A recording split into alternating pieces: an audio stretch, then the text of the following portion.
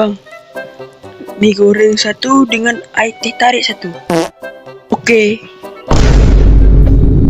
Saya duduk paling hujung bang. Saya duduk paling hujung. Okey. Okey. Nenek ke okey? Tak ada ke jawapan lain?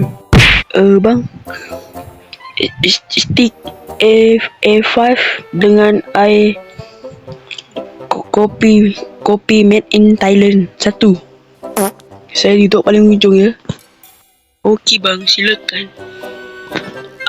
Atau saya yang halau orang yang duduk belakang tu.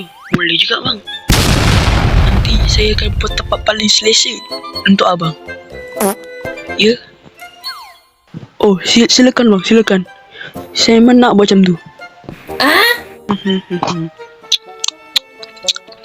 Sedap juga mie ni. Weh bang, boleh kau pergi tempat lain sebab ada customer kaya yang duduk kat sini. Cepat pindah. Kenapa bang? Salah ke saya duduk kat sini?